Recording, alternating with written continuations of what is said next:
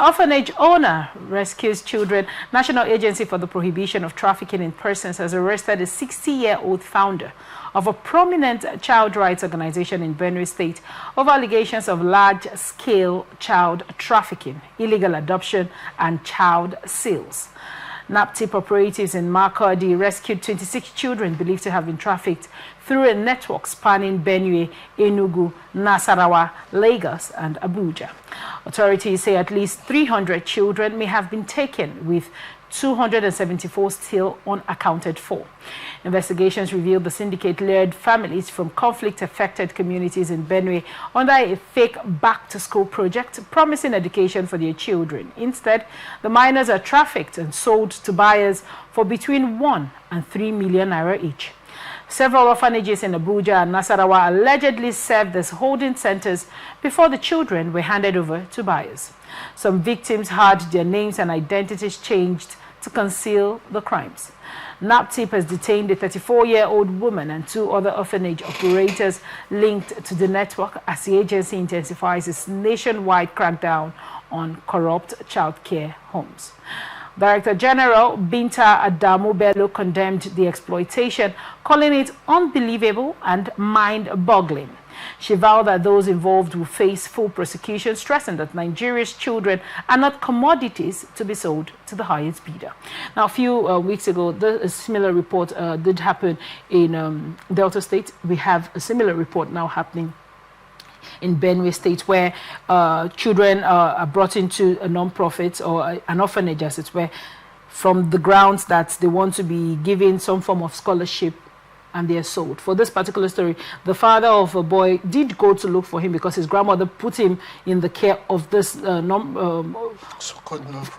non-profit so he can go to school. And the father said, no, I did not support it. He went there to pick up his child, and they said he has to give them 3 years, which sparked the investigation till we got to this point. What are your thoughts on this report? Yeah, it's terrible. It also questions how people reason and think. I mean, what kind of school, given the age of these children, that would require the child absent from you for 3 good days? Yes, people go to school for boarding, but in most cases it's usually from secondary school age. And even at that, there's always open days in school. A term is usually 3 months. Within that 3 months, there are open days which you can come. Beyond the open days, there could also be PTA meeting which provide you the opportunity to meet with your child and, you know, then the holiday period. But to tell you that for 3 good years you can't see your child, you can't visit your child, and you bought that, it raises more question about our ability to think. Some time ago I was talking about, I think it was on this show, I was talking about people suspending or delegating their thinking.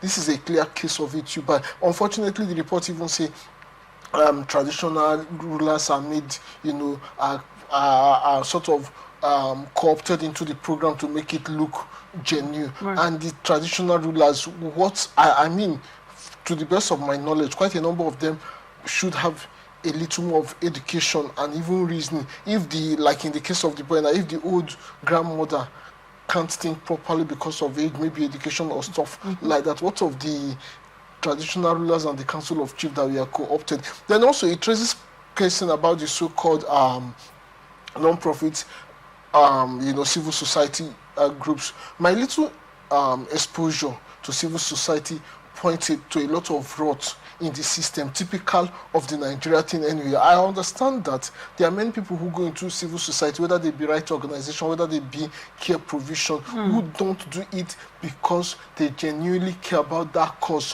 which they are masquerading to be providing, but because there is something in it for them, because there is a sponsor. And this is why society, government should always, you know, be internally vigilant. Now, I'm not calling for a blanket monitoring and regulation of civil society, but there should always be a line, you know, more like should I use now, you know, image profiling of civil society organization, not with the for the sake of gagging them, because there are so many who are doing genuine work also. And when you go this line, somebody may misconstrue it, especially a mischievous government person, you know, and see it as an opportunity to gag. No, this is not for gagging, but, you know, keep profiling individuals in society. If this organization, you have too many children pass through them, government should be interested in them, no matter how good their work is. Government should be interested in monitoring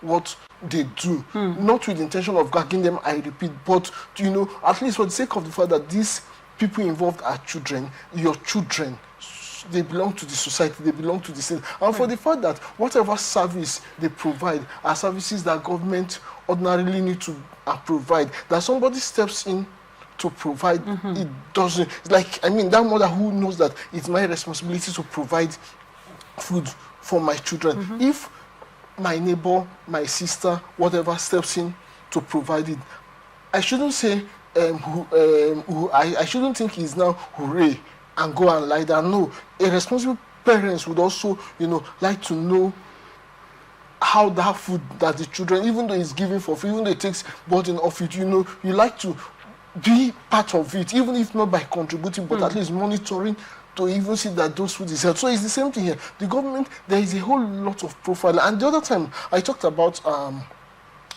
adoption process. When you look at this whole issue of child trafficking, I emphasize again, it is high time government, those involved, Ministry of Social Welfare, look at our adoption process. Why do people prefer to go through this illegal route?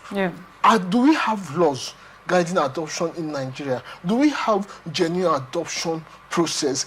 If there is, why are people unaware of it? If people are aware of it, why is it difficult? Why do people prefer to go through the legal? I think there is more to be done around us. Much as we keep arresting these criminals and prosecuting them, but government should look at why that market is attractive to people. Because in every climb, people adopt children. Why do they do it genuinely elsewhere? What I mean genuinely is that follow the legal processes. And in Nigeria, it seems difficult. So these are something we should look at. Is it a cultural challenge? Is it a social problem? Is it a regulation problem? Is it whatever the challenge is? Government can look at it genuinely with a view of profiling solution to it. Because if people know that they can genuinely adopt children, and also the adoption process is a little bit not worrisome, a little bit. When you say not worrisome, what do you think the expectations of the citizenry should be? Because there has to be critical background checks on them, of course, to be sure that these people are mentally, financially capable and emotionally capable. People should also be made to understand that these checks are for your good and not intended to intimidate you. It's something society should preach, not just the would-be parents, but everybody. That your sister, your brother who wants to adopt a child, are they financially capable of taking care of that child? The finance may be the small part of the matter, because if somebody is adopting because you genuinely need a child of your own, the finance should be a little matter, because if that person had a child of his own, he would probably take care of that child. It may not, you may not be so rich. Then would you take care of that child? If you adopt that child tomorrow, God blesses you with your own biological child, would you still take care of this child? So these are the things, but certainly there is a way government should look at this and enlighten people, let people know that children can be adopted genuinely, and whatever their fears is, they may have genuine fears, but we can, as a society, as a government, look at how those fears can be addressed and make people understand that whatever your fear is, we can handle it, and make you understand that they are for the good of all.